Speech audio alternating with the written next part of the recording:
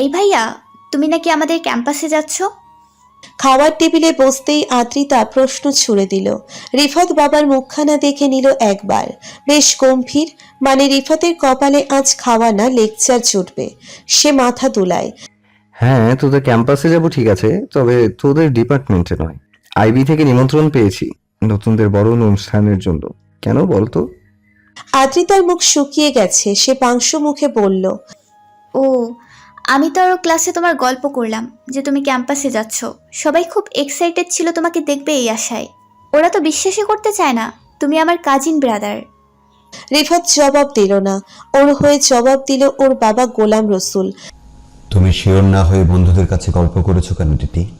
জানো তো অতি বালখিল্যতা ভালো ব্যাপার না।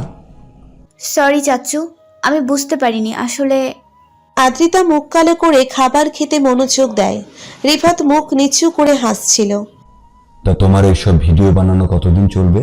সারা জীবন এসব করে কি পেট ভরবে? এই হাইপ কি সারা জীবন থাকবে? কতদিন টাকা ইনকাম করতে পারবে এসব করে? হ্যাঁ, আর যখন পারবে না তখন জীবন ধারণের জন্য কি করবে বলে ভেবেছো? রিফাতের মুখের হাসি মুছে গেল। রোকেয়া ছেলেকে বাঁচাতে মুখ খুললেন। খাওয়ার টেবিলে বসে আপনারা এত কথা বলেন কেন? নিজে খান, অন্যকেও খেতে দেন। গোলাম রসুল গম্ভীর মুখে স্ত্রীর দিকে তাকালেন। তোমার ছেলেকে কি পাওয়া যায় সব সময়? উনি তো আকাশের চাঁদ। ওনার দেখা পেলে আমরা ধন্য হই। কতবার বলছি অফিসে আয়, নিজেদের ব্যবসাটা বুঝে নে। না, উনি ইউটিউবার হবেন। গালিব তো আছে বাবা, আমি না বসলে কি সমস্যা? রিফাতের কথায় গালিবের গলায় খাবার আটকে গেল। রোকেয়া পানির গ্লাস এগিয়ে দিল। গালিব এক ঢোকে গ্লাসের পানি শেষ করে। গোলাম রসুল অত্যাধিক মেজাজ খারাপ করে তার ছেলেদের দেখলেন। তোমাদের দেখে অবাক হয়ে যায়, কিভাবে একজন আরেকজনকে ঠেলছিস। হ্যাঁ, তোরা সবাই দেখছি আসাদের মতো হয়েছিস। আসাদ যেমন সুযোগ থাকা সত্ত্বেও সারা জীবন গ্রামে কাটিয়ে দিল। হাজার ডেকেও ওকে ঢাকায় আনতে পারলাম না। কি ভাবিস নিজেদের? হ্যাঁ, এত কষ্ট করে একটা বিজনেস দাঁড় করিয়েছি, সেটার প্রতি কারো ইন্টারেস্ট নেই কেন? আচ্ছা, রিফাত না হয় নিজের একটা ভবিষ্যৎ বানিয়ে ফেলেছে। তুমি কি করবে গালিব? বাবার ব্যবসা না করে কি এবার ব্লগিং শুরু করবে? তাহলে লেখাপড়াটা করেছো কেন? আমার টাকাগুলো নষ্ট করার মানে কি? গালিব মাথা নিচু করে গরুর মাংস দিয়ে ভাত মুখে দিল। আমি ইন্টারেস্ট বাবা, পড়ালেখা শেষ করে তোমার বিজনেস দেখব। রিফাতের ইন্টারে পড়ুয়া একমাত্র বোন তোরা বলে উঠল। আদ্রিতাও গলা মেলালো। তোরার সাথে আমিও আছি চাচ্চু। গোলাম রসুল গোটা পরিবারের উপর অগ্নিদৃষ্টি নিক্ষেপ করে খাবার ফেলে দেখে চলে গেলেন। তার মাথার শিরা দপদপ করছে। কেমন ছেলে মেয়ে তার! শনিবার সকাল সকাল রিফাত বাড়ি থেকে বেরিয়ে গেল। গন্তব্য যাবি, সাথে আছে তার বন্ধুরা। ছাত্র জীবনে খুব আশা হতো এখানে। রিফাতের নিমন্ত্রণের খবর পেয়ে বন্ধুরা বায়না ধরেছে ওরাও আসবে পুরনো স্মৃতি রোমন্থন করতে। তাছাড়া আজ জাবির অনেক পুরনো বন্ধুরাও আসবে ওদের সাথে দেখা করতে। মূলত রিফাতরা যাচ্ছে শুনেই বন্ধুরা আসবে।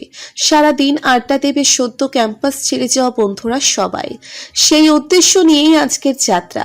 ফুয়াদের এত সকালে ঘুম থেকে ওঠার অভ্যেস নেই, তাই গাড়িতে উঠেই সে ঘুম দিয়েছে। হাফিজ ফুয়াদকে চিমটি কাটে। এই ওঠ, এত ঘুম কিসের তোর? এতদিন পর বাইরে বেরিয়েছি, গল্প করবে তা না উনি ঘুমাচ্ছেন। ওঠ বলছি। মামা, ভোরের দিকে ঘুমাইছি, ঘুমোতে দে না। ঘুমের মধ্যেই জবাব দিল ফুয়াদ। কেন, বউ তো নাই তোর? তাহলে সারা রাত কি করছস? ল্যাপটপে কাম সারছস নাকি? বাকিরা হাফিজের কথায় হাসলো। ফুয়াদ বাধ্য হয়ে উঠে বসলো। তুই শালা সবসময় এইসবই ভাববি। বিয়া ফরজ হয়ে গেছে তোর জন্য। আন্টিকে বলতে হবে তাড়াতাড়ি তোরে বিয়ে দিতে। হাফিজ বিয়ে ছাড়াও বিন্দাস আছে, তাই না রে হাফিজ? নিয়াজ রহস্যময় হাসি দিল। মিনহাজ নিয়াজকে গুঁতো দেয়। আমার হিসু লাগছে, আপাতত বোতলে কাম সারতে চাই। ওই নিয়াজ, তোর পাশে ফাঁকা বোতল দেখতেছ, ওইটা দে। নিয়াজ মুখ বিকৃত করলো। সি মামা, কি সুন্দর রোমান্টিক আলাপ চলছে, এর মধ্যে তুমি বাম হাত ঢুকাইয়া দিলে তো আনহাইজেনিক কইরা। তুই খাওয়ার আগে হাত ভালো মতন ধোসতো। তোর খাওয়ানোর ভিডিও দেখলে এমন খালি মনে হয় তুই বাথরুম কইরা হাত না ধুয়ে খাইতে বসছিস। ইয়াক। আবারও হাসির রোল। রিফাত গাড়ি চালাতে চেয়ে হিমশিম খাচ্ছে। ও ধমকে উঠল। এই তোরা থাম, এরকম করলে অ্যাক্সিডেন্ট করবো তো। বেশ কিছুটা পথ মৌন গেল ওরা। এরপর হাফিজ জানতে চাইল, রিফুর ভিডিও আসছে না অনেকদিন ধরে, কি ঘটনা রে রিফু? তোর নেক্সট ভিডিও কবে আপলোড হবে? জানি না রে, সেরকম মজার টপিকস পাচ্ছি না, পেলে তো ভিডিও দেখতে পেতি। বলতে বলতে মনটা খারাপ হয় রিফাতের। আসলেই কিছুদিন ধরে কন্টেন্ট পাচ্ছে না সে। অজানা কারণে ভিডিও বানানো হচ্ছে না। ও তো মনে মনে ভেবে রেখেছে আজ জাবিতে গিয়ে কন্টেন্ট খুঁজবে, তবে সে কথা আর বন্ধুদের সাথে শেয়ার করলো না। বিশেষ অতিথি হিসেবে মঞ্চে ডাক পাওয়ার আগেই সারপ্রাইজ হয়ে গেল রিফাত।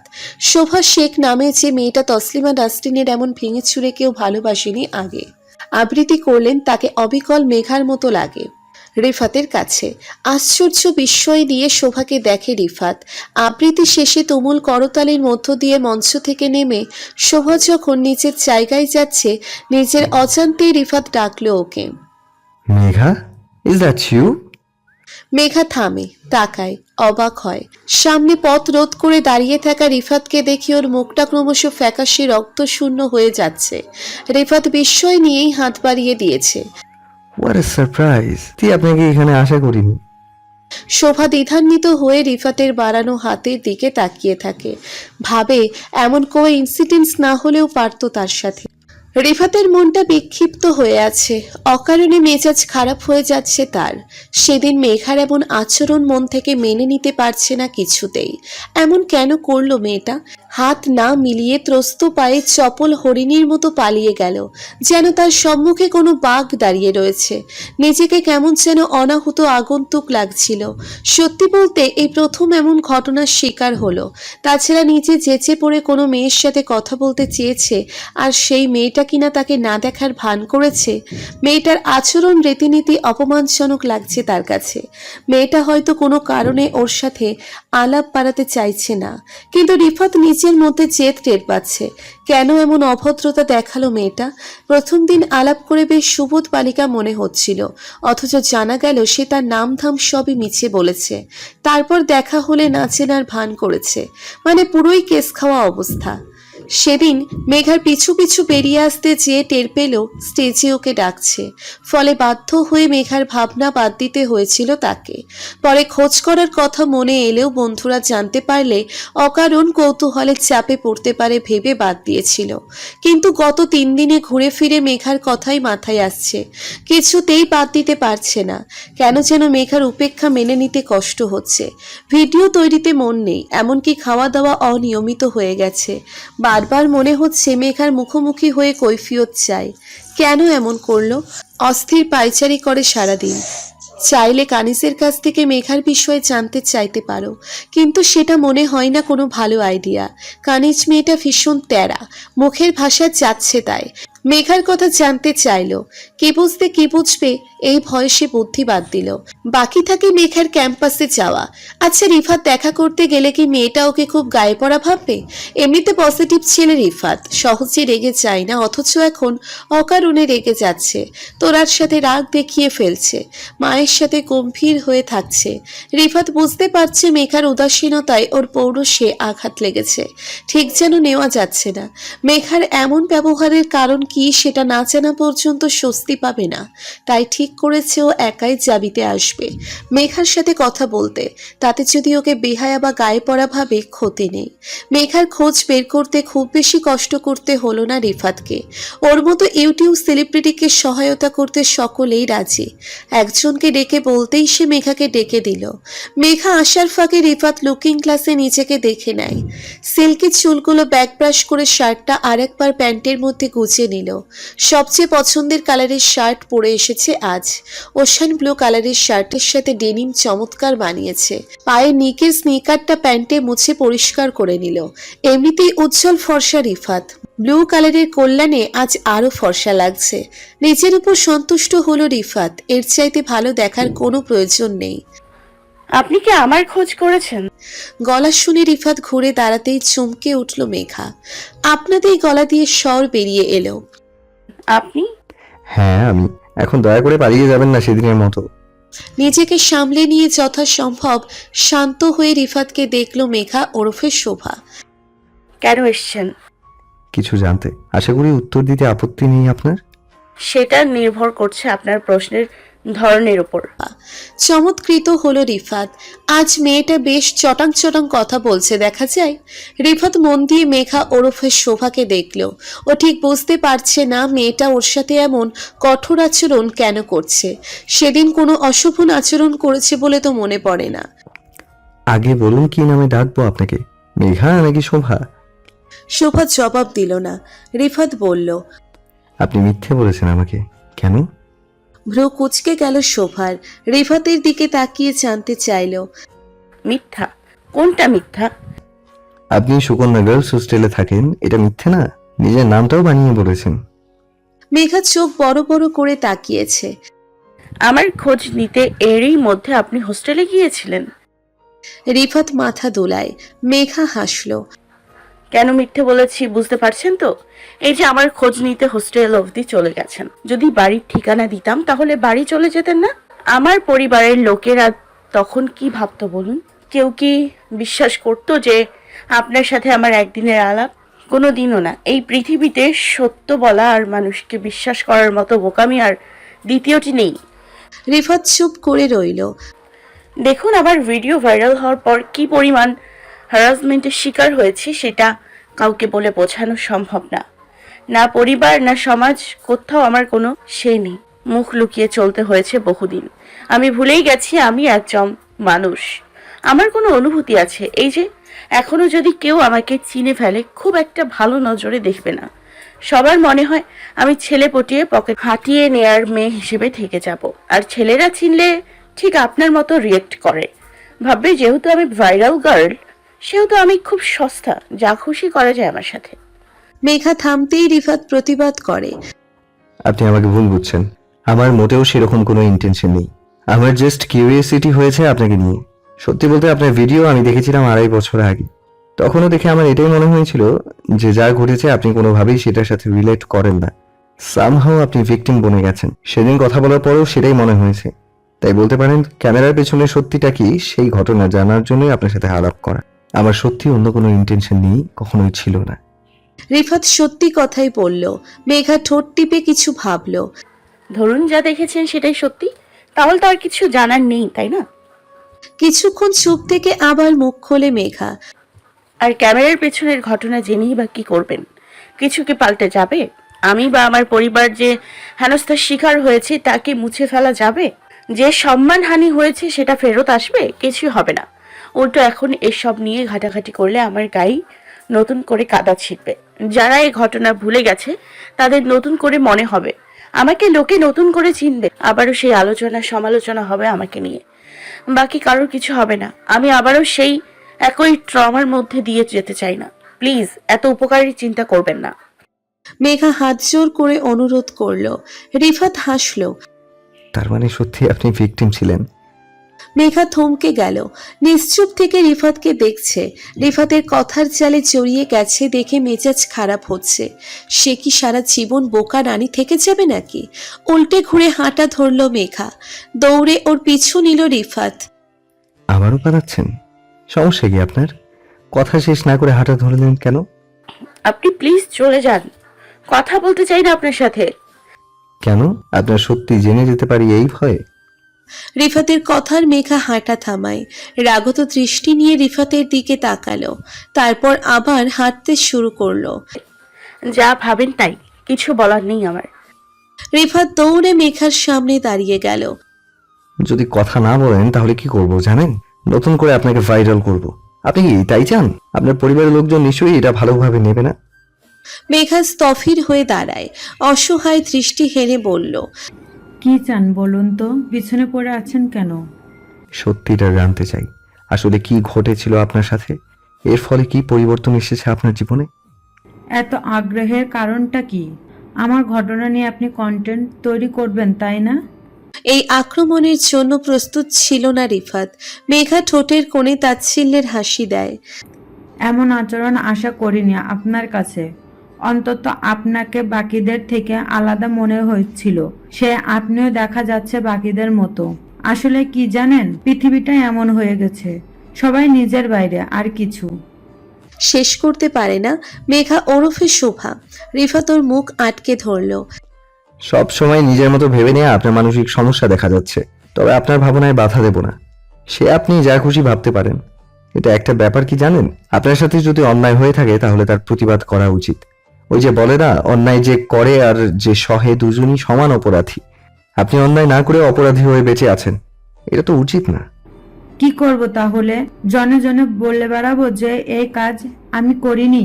কেউ বিশ্বাস করবে বলে মনে হয়? আমার নিজের বাবাই মাই তো বিশ্বাস করে না, বাকিদের কথাই বাদই দিলাম। কেউ না করুক, এই আমি বিশ্বাস করছি। এ কথা শুনে মেঘার রেগে থাকা মুখটা বদলে যায়। মুখের টান টান হয়ে থাকা পেশিতে ঢিল পড়ে। তাতে পৃথিবী বদলে যাবে না, ইনফ্যাক্ট আমার জীবনেও কোনো পরিবর্তন আসবে না। আপনি প্লিজ এবার আসুন। শোভা এবার হাঁটার গতি বাড়িয়ে দিল, পিছু ফিরল না একবারও। রিফাত দাঁড়িয়ে থেকে ওর চলে যাওয়া দেখল। মেয়েটার মধ্যে এক ধরনের তেজ দেখা যাচ্ছে, যেটা সেদিনও বোঝেনি। এই তেজটা মেয়েদের সম্মানে আঘাত লাগলে তৈরি হয়, ধৈর্যের চূড়ান্ত সীমায় পৌঁছে পড়ে জাগে।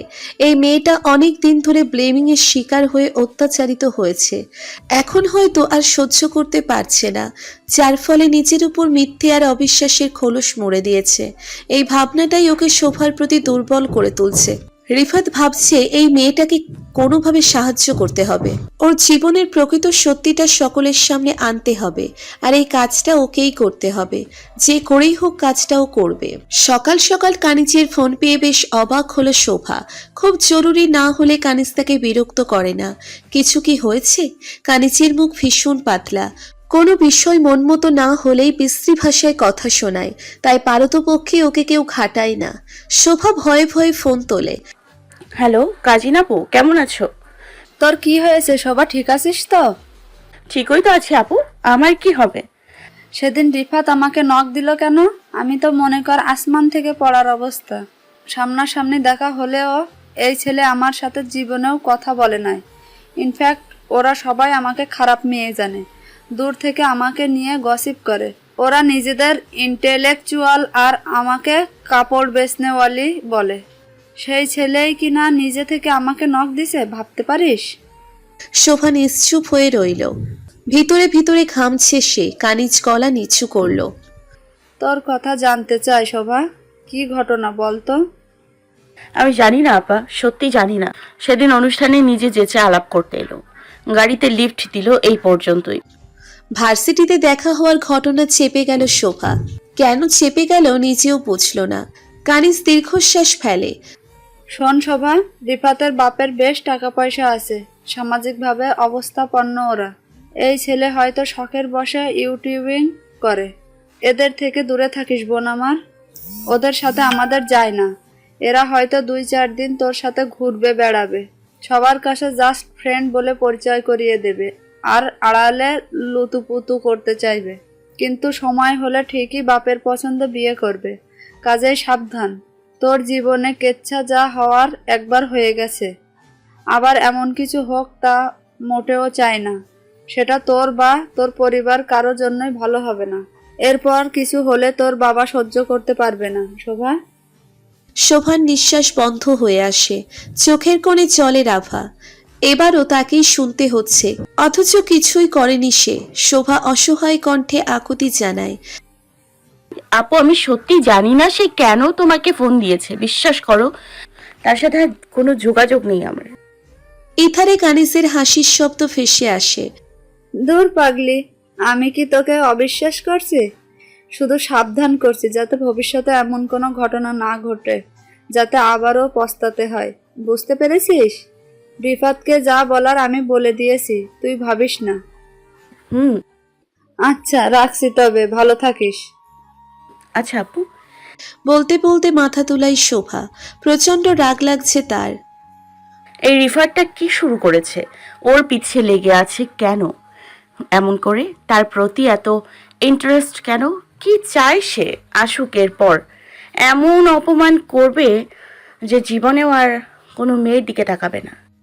ভোরবেলা তৈরি হয়ে ডাইনিংয়ে আসতেই আদ্রিতাকে বসে খেতে দেখলো। ওর মাথায় গাঁটটা মেরে নিচের চেয়ারে এসে বসলো রিফাত। আহ ভাইয়া, এত জোরে কেউ মাথায় মারে? আদ্রিতা মাথায় হাত বোলায়। রিফাত প্লেটে খাবার তুলে নিয়ে এক টুকরো রুটি মুখে চালান করে বলে, তো পড়ালেখার খবর কি? খালি প্রেম করছিস নাকি পড়ালেখা করছিস কিছু? আদ্রিতা একটু চমকায়, চেহারার লজ্জার ছায়া। মোটেও প্রেম করছি না ভাইয়া, শুধু শুধু মিছে কথা বলবে না। মিথ্যে বলেছি? তাহলে ওই সবুজ শার্ট পরা ছেলেটা যে তোর ব্যাগ বহন করছিল?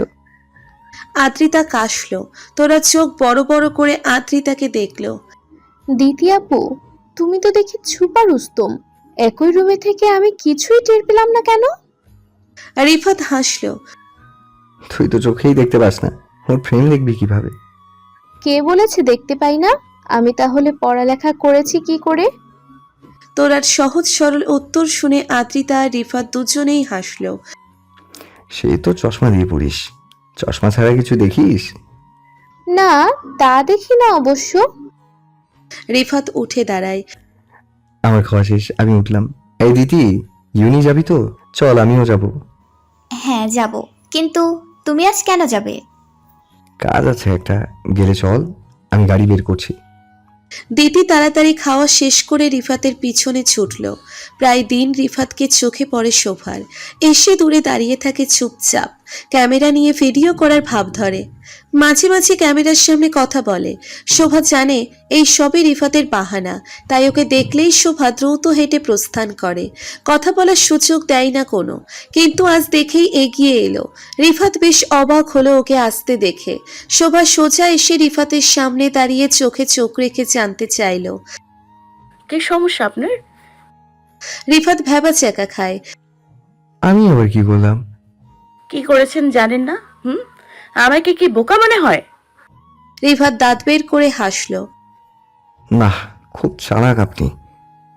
শোভা রেগে গেল। ফাজলামো করবেন না একদমই। আপনি কানি জাপুকে ফোন করেছেন কেন? আপনার জন্য কানি জাপু কতগুলো কথা শোনালো আমাকে। রিফাত চুপ করে যায়। শোভা আশপাশ তাকিয়ে দেখে নিল একবার। তার হলে যাওয়ার রাস্তাটা এখনো নীরব। সে সাপের মতো ফনা তুলে হিস হিসিয়ে বলে, এখন চুপ কেন? কথা বলতে পারছেন না? কেন ফোন করেছেন কানি জাপুকে? কতবার বলেছি আমার পিছু ছেড়ে দিন, কথা কানেই তুলছেন না। বখাটে ছেলেদের মতো পিছে পড়ে আছেন। কত মানুষ চেনে আপনাকে, কেউ না কেউ দেখে ফেলবে না? কয়দিন পরে ক্যাম্পাসে কানাকানি শুরু হবে, হয়তো কেউ ভিডিও করে ছেড়ে দেবে। আর আমার অতীত যদি কেউ জানে তাহলে আরেকবার নতুন করে আলোচনা শুরু হবে। তারপর কি হবে ভেবেছেন? রিফাত উত্তর দেয় না, মাথা নত করে দাঁড়িয়ে থাকে। শোভা হালছাড়া গলায় বলল, কি চাইছেন বলুন তো? আপনি কি চান আমি পড়ালেখা বাদ দিই? রিফাতের চোখ অনবরত ঘুরছে চারপাশে। তাকে অসহায় দেখালো। আসলে সে নিজেও বুঝতে পারছে না কেন শোভার পিছনে পড়ে আছে। কারণে অকারণে জাবির ক্যাম্পাসে চলে আসছে, এমনকি চোখের বসে কানিজকে ফোন করে ফেলেছে। পরক্ষণেই মনে হয়েছে ভুল করেছে সে। এখন শোভার মারমুখী আচরণ দেখে লজ্জা লাগছে তার। যত যাই হোক, তার একটা ইমেজ আছে। শোভা যা বলছে তা মোটেও ভুল নয়। তাছাড়া বন্ধুরা জানলেও ভীষণ বিব্রত হতে হবে। তুমি আমার সাথে ঠিকমতো কথা বলো না বলেই আমি বারবার আসছি। সেদিন তো ঠিকই কথা বলে আমার সাথে, অথচ এখন দেখা হলেই না চেনা ভান করছো। কেউ আমাকে অ্যাভয়েড করলে আমি নিতে পারি না, আমার কি দোষ? দেখুন, আমি এই মুহূর্তে এমন কোনো কাজ করতে চাই না যাতে কোনো প্রশ্নের সম্মুখীন হই। মন দিয়ে পড়ালেখা করতে চাই, অন্য কিছুই নয়। বুঝতে পেরেছেন? এখানে আসা বন্ধ করুন, আপনার আমার দুজনার জন্যই ভালো হবে। আপনি বুঝতার মানুষ। আশা করি আজকের পর এই নিয়ে আপনাকে আর কিছু বলতে হবে না। রিফাত মাথা তোলায়, মন খারাপ করে গাড়িতে উঠে বসলো। গাড়ি স্টার্ট দিয়ে শোভার দিকে তাকালো। আমি তোমার ফোন নাম্বার পেতে পারি? খুব প্রয়োজন হলে ফোন দিলাম। শোভা আর দাঁড়ালো না, হন হন করে হেঁটে চলে গেল। রিফাত সেদিকে চেয়ে থেকে গাড়ি ছাড়লো। মেয়েটা এত কঠোর কেন? এই বয়সে এতটা কঠোরতা মানায় না মেয়েদের। মেট্রাম এক্সাম শেষে প্রায় 3 মাস পরে বাসায় এসেছে শোভা। যদিও আসার ইচ্ছে ছিল না, ভেবেছিল হলে থেকে ফাইনালের কিছু পড়ালেখা এগিয়ে রাখবে, কিন্তু মা কয়েকদিন ধরে ঘ্যান ঘ্যান করছিল বাসায় আসার জন্য। বাধ্য হয়ে শোভাকে বাসায় আসতে হলো। বাসায় আসার পর অবাক হয়ে লক্ষ্য করলো ওর মা বাবা আর ভাই বোনকে বেশ হাসি খুশি দেখাচ্ছে এইবার। ঘরে নতুন পর্দা ঝুলছে, ড্রয়িং কাম ডাইনিং এ সুন্দর এক সেট সোফা দেখা যাচ্ছে, বিছানায় নতুন চাদর। শোভার ভালো লাগছে, আবার মন খানিকটা খারাপও লাগছে। ওকে ছাড়া ওর পরিবার তাহলে ভালোই আছে? বুকের কোথাও যেন চিনচিনে ব্যথা বোধ হচ্ছে। একটা সময় ছিল এই পরিবারটা জান, ওকে ঘিরেই সব আনন্দ বেদনা ঘুরপাক খেত। শোভার মন খারাপ মানে পুরো বাড়ির মন খারাপ, শোভার মন ভালো মানে পুরো বাড়ি আনন্দে ঝলমল করত। মা বলতো শোভা পেটে আসার পর থেকে নাকি ওদের জমিতে ধান হতো খুব, চালের আড়তদারিতে বরকত আসলো। ওর ফুপুর অনেকদিন আটকে থাকা বিয়েটা হয়ে গেল। শেখ পরিবারের মানমর্যাদা নাকি বেড়ে গেছিল শোভা আসার পর। বাবা এই জন্য জন্মের পরও নাম দিয়েছিলেন শোভা। বাবার চোখের মনি ছিল শোভা, বাবার আদরের মান রেখেছিল শোভা। পড়ালেখায় শুধু পরিবার নয়, স্কুলের গর্ব ছিল সে। সেই আদরের শোভার ভাগ্য বদলে গেল এসএসসির পর। যাকে একসময় বাবা চোখে হারাতো, সেই মেয়ে হয়ে গেল বাবার সবচেয়ে অপছন্দের সন্তান। বাসায় ফিরে সে মেয়েকে এক নজর না দেখে মুখে ভাত তুলতেন না। সেই মেয়ে সামনে এলে বাবার খাওয়া বন্ধ হয়ে যায়। শোভার কান্না পেয়ে গেল। সবকিছু এত দ্রুত পাল্টে কিভাবে গেল? কখনো কি আবার আগের মতো বাবার ভালোবাসা পাওয়ার সৌভাগ্য হবে শোভার? শোভা, কি করছিস? শোভা দ্রুত চোখ মোছে। কিছু না মা, বসেই আছি। সাজেদা মেয়ের দিকে এগিয়ে এলেন। তুই কাঁদছিস কেন? কাঁদছি না মা, এই চোখে মনে হয় ময়লা পড়েছে। সাজেদা মেয়ের পাশে বসে মন খারাপ করেন। কি হয়েছে সত্যি করে বলবি? কিছু না মা, দেখছি তোমরা বেশ ভালো আছো আমাকে ছাড়া। সাজেদা চমকে উঠে হেসে দিল। পাগল মেয়ে আমার, তোকে ছাড়া পরিপূর্ণ ভালো কি থাকি? তবে হ্যাঁ, তোর বাবার মন মেজাজ ইদানিং বেশ ভালো থাকছে। কেন জানিস? এই শহরে তোর বাবা অবশেষে একজন বন্ধু খুঁজে পেয়েছে। তার বাল্যকালের বন্ধু গ্রাম ছেড়ে শহরে এসেছিল বহু আগে। কদিন আগে দেখা হয়েছিল অফিসে। আমাদের বাসায় বেড়াতেও এসেছে উনি। বেশ ভালো মানুষ, বলতে পারিস তার কল্যাণে তোর পুরনো বাবাকে কিছুটা হলেও ফেরত পেয়েছি। মানুষটা আবারও হাসছে, এটা দেখে ভালো লাগছে। একথা শুনে শোভার মন ভালো হয়ে গেল। সত্যি বাবা আগের মতো হয়ে গেছে? সত্যি রে সত্যি, তুই চাইলে পুরোনো দিনের মতো ভালোবাসাও পেতে পারিস বাবার কাছ থেকে। শোভা অতি উৎসাহী হয়ে জানতে চাইল, কিভাবে? তোর বাবা তোর বিয়ে দিতে চায় শোভা। তোর আঙ্কেল তার ছেলের সাথে তোর বিয়ের প্রস্তাব দিয়েছে। শোভার মুখ ফ্যাকাশে হয়ে গেল। বিয়ে? মা কি বলছো এসব? কেবল ইউনিভার্সিটিতে ভর্তি হয়েছি, পড়ালেখা শেষ করে চাকরি করব, নিজের পায়ে দাঁড়াবো, নিজের একটা পরিচয় হবে। এখন কেন বিয়ে করব মা? সাজেদা গম্ভীর হলেন। তুই যদি চাস তোর বাবা তোকে আগের মতো ভালোবাসুক, তাহলে বিয়ে নিয়ে কোনো নেতিবাচক কথা বলিস না শোভা। অনেকদিন পরে তোর বাবাকে এমন আনন্দিত দেখছি, তার এই সুখটুকু কেড়ে নিস না শোভা। শোভার মনটা হু হু করে উঠল। এই মুহূর্তে বিয়ের কোনো ভাবনা তার মনে নেই। সে চায় তার নামের সাথে লেগে যাওয়া কালিমা মুছতে। বিয়ে করলে কি সে কালিমা মুছবে কখনো? মা আর যা করতে বলো করব, কিন্তু বিয়ে না মা। বিয়ে করে কি হবে? আমি তো পড়ালেখাই শেষ করতে পারবো না। তাহলে এত কষ্ট করে লেখাপড়া করলাম কেন? ভালো রেজাল্ট করে কি লাভ হলো? সাজেদার চেহারা কঠোর হলো।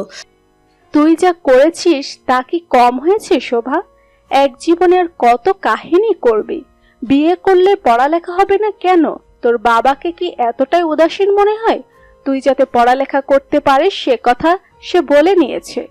এখন যেমন পড়ালেখা করছিস তেমনই করবি। এবার বল আর কি লাগবে তোর? মা প্লিজ। তখনই যেন ঘরে বজ্রপাত হলো। আজমল শেখ এসে দাঁড়িয়েছে ঘরের দরজায়। সাজেদা, তোমার মেয়েকে বলো সে যদি তার বাবাকে বিন্দুমাত্র ভালোবাসে তাহলে যেন বিয়েতে রাজি হয়ে যায়। আজ 3টে বছর হয় নিজের বাড়িতে যেতে পারছি না, নিজের পরিবারের মুখোমুখি হতে পারি না, আত্মীয় স্বজনদের কাছে যাওয়া যায় না। এবার অন্তত যেন সে আমাদের দিকে মুখ তুলে তাকায়, ওর ছোট 2 ভাই বোনের দিকে তাকায়। ওর বিয়ে হলে মানুষ আগের ঘটনা নিয়ে মাথা ঘামাবে না। আমরা আবার বাড়িতে ফিরতে পারবো। মেয়ে হয়ে এই স্বস্তিটুকু তার কাছ থেকে চাইছি। যদি তাতেও ওর সমস্যা থাকে তাহলে যেন আমাকে ভুলে যায়। বাবা, এটা কি বললে তুমি? শোভা ঝরঝর করে কাঁদে। আজমল শেখ এতটুকু নরম না হয়ে বললেন, তুমি বলো, এভাবে আর কতদিন বনবাস যাপন করব? তুমি না হয় বিশ্ববিদ্যালয়ে যে বেঁচেছো, আমরা কি করব? এভাবে থাকতে থাকতে দম বন্ধ হয়ে আসে আমার। তাছাড়া ভালো পাত্র, ভালো পরিবার আর পরিচিত মানুষ, এরকম সুযোগ কি বারবার আসবে? কে বিয়ে করবে তোমাকে? ভালো পাত্র কি পাবো? কেউ যদি ঘুণাক্ষরেও তোমার অতীতের খবর পাস, তাহলে কি আদৌ ভালো কোনো পরিবারের আত্মীয়তা সম্ভব? একটু থেমে দম নিলেন আজমল শেখ। তোমার আরো দুটো ভাই বোন আছে, ওদের কথাও ভাবো। এই চাকরি করে সংসার চালাতেও কষ্ট হয়। তোমার চাচা সব দেখাশোনা করে, যা টাকা পাঠায় তাতেই সন্তুষ্ট থাকতে হচ্ছে, যেহেতু আমি সেখানে নেই। তোমাকে বিয়ে দিতে পারলে আমরা নিশ্চিন্তে ফিরে যেতে পারবো তোমার দাদার বাড়ি। আশা করি বুঝতে পেরেছো আমাদের পরিস্থিতি। সাজেদা, ওকে বলো আগামীকাল ওরা আসবে। আপাতত আংটি পরিয়ে যাবে, ওর সেমিস্টার ফাইনাল হলে তুলে নিবে। কোনো উল্টাপাল্টা আচরণ যেন না করে। আজমল শেখ চলে গেলেন। সাজেদা উঠে দাঁড়ালেন। আমাদের ভুল বুঝিস না শোভা, আমরা তোর ভালো চাই বলেই এমন সিদ্ধান্ত নেওয়া। রাগ করিস না। শোভার বুকের উপর ওড়না ভিজে জপজপ করছে। নিঃশব্দ কান্নায় বুক ভার হয়ে গেছে। ভেবেছিল মা অন্তত তাকে বুঝবে। সেই ঘটনার পর বাবা দূরে ঠেলে দিলেও মা বুকে আগলে রেখেছিল তাকে। কিন্তু সেও যখন বাবাকে সাপোর্ট করলো, তখন আর বলার মতো কিছু খুঁজে পেল না শোভা। তবুও কাঁদতে কাঁদতে মায়ের দিকে তাকালো।